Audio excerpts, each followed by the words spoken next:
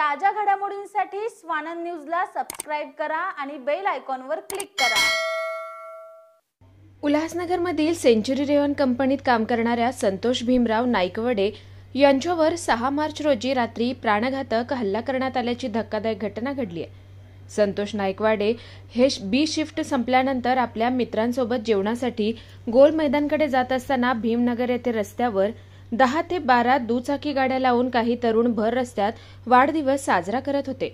संतोषांनी त्या तरुणांना गाड्या बाजूला घेण्याची विनंती केली असता अचानक एका व्यक्तीने त्यांना गालावर चापट मारली। त्यानंतर आज मोहित भाई लोहिया का बर्थडे है, आज बडा कांड करते हैं अशी घोषणा देत या तरुणांनी संतोष आणि त्यांच्या मित्रांवर हल्ला चढवला। या हल्ल्यात करण लोहिया याने फायटर पंचने संतोष यांच्या डोक्यावर वार केला, तर मोहित लोहिया याने हातात असलेल्या धारदार शस्त्राने त्यांच्या उजव्या हाताच्या बोटावर वार करून त्यांची बोटं मधूनच तोडली आहेत। संतोषांच्या डोक्यावर आणि हातावर गंभीर दुखापत झाली आहे। हल्लेखोरांनी संतोषांच्या गाडीची चावी हिसकावून त्यांच्यावर वार केला, तसेच त्यांच्या खिशातील 400 रुपये जबरदस्तीने मिळवून काढून घेतले। त्यानंतर परिसरात दहशत माजवण्यासाठी लाद्या फेकण्यास सुरुवात केली। या घटनेत मोहित अमर लोहिया, करण केशव लोहिया, विशाल विजय पाटील आणि इतर साथीदारांचा सहभाग असल्याचं जखमींचं म्हणणं आहे। या हल्ल्यामुळे परिसरात दहशतीचं वातावरण निर्माण झालंय। पोलिसांनी या प्रकरणी गुन्हा नोंदवून हल्लेखोरांचा शोध सुरू केलाय। आपलं नाव काय, नेमकी काय घटना घडली आपल्याबरोबर? माझं नाव संतोष भीमराव नाईकवाडे आहे।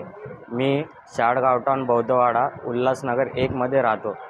मी सेंचुरी कंपनी रेवनमध्ये कामगार आहे। दिनांक गुरुवार 6/3/2025 रोजी मी एसी शिफ्ट करून रात्री पंच करून मी आणि माझ्या मित्रांसोबत ड्युटी संपल्यावर काही गप्पा गोष्टी मारत गोल मैदानला नाश्ता घ्यायला गेलो व जेवण घ्यायला गेलो। तेव्हा आम्ही भीमनगरमध्ये मी आणि माझे मित्र सहज तिथं पोचलो।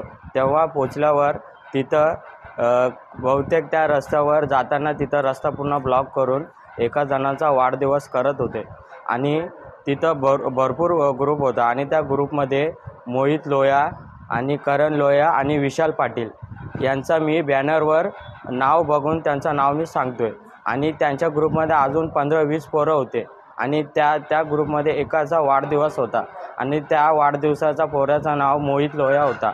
आणि जसं आम्ही तिथं गाडी थांबवली तर त्या माझ्या मित्रांनी त्याला एवढंच बोलला आणि मी पण त्याला बोललो, भाऊ जरा गाडी साईडला घे। तेवढ्यात त्या मोहित लोहियाच्या एका नावाने माझ्या कानपाटात जोरात टेकवली आणि मी टेकवल्यावर आणि अजून एक करण लोहिया करून पोऱ्या होता, त्यांनी पण माझ्या कानपाटात टेकवली। तेवढ्यात मी त्यांना बोललो, भाऊ जरा गाडी अजून एकदा साईडला घे, तरी पण त्यांनी नाही ऐकला। तेवढ्यात त्यांनी माझ्या खिशातून गाडीची चावी हिसकवली आणि माझ्या खिशात जेवण घेण्यासाठी 400-500 रुपये होते, ते पण त्यांनी हिसकावून घेतले। तेवढ्यात त्यांनी मोहित लोहिया आणि करण लोहियाने अशी धमकी दिली, जर तुम्ही आजची तक्रार जर पुढे कोणाला सांगितली, जर तुला जीवापाड मारण्याची धमकी दिली। तेवढ्यात त्यांच्या 15-20 जणांचा टोळका आमच्या 4-5 जणांवर आणि माझ्या मित्रावर येऊन आम्हाला शिवागाळ्या देण्यात आले।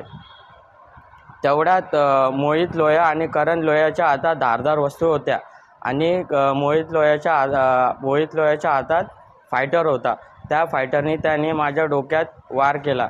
जसा त्यांनी वार केला मी खाली बसलो आणि माझ्या डोक्यातून धारदार रगत निघायला लागला आणि तेवढ्यात करण लोहियाच्या हातात सुरा होता धारदार आणि त्या सुराच्या एवढा चमकीदार होता की त्या डोळ्याने माझे पूर्ण डोळे बंद झाले।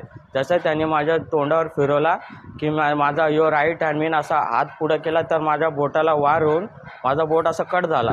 तेवढ्यात मी खाली बसलो। तेवढ्यात माझे मित्र आणि माझ्यावर सगळेजणं 15 ते 20 जणं आम्हाला मारायला लागले। त्या ग्रुपमध्ये 13-14 वर्षाचे पण पोरं होते, ते पण आम्हाला मारत होते।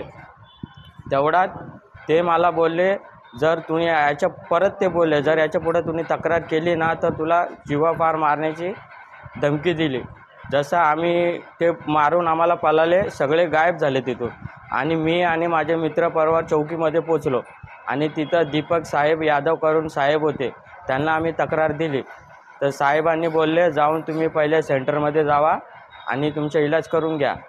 मग दुसऱ्या दिवशी ते त्यांचे मोहित लोहिया आणि करण लोहियाचे भाऊ विक्की लोहिया आणि भरत बेनवाल हे दोघं येऊन आम्हाला अशी धमकी दिली, जर केस तुम्ही मागे नाही घेतली तर तुला आणि तुझ्या परिवाराला मारून टाकू अशी धमकी दिली. निखिल चव्हाण, स्वानंद मीडिया, उल्हासनगर. ताज्या घडामोडींसाठी स्वानंद न्यूजला सबस्क्राईब करा आणि बेल आयकॉनवर क्लिक करा.